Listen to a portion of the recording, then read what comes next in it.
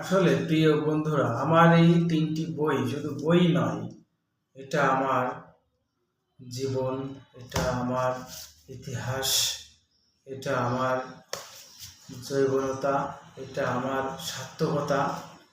এটা এটার জন্য আমাকে অনেক ত্যাগ, স্বীকার, পরিশ্রমী, অনেক লাঞ্ছিত আমার সইতে হয়েছে।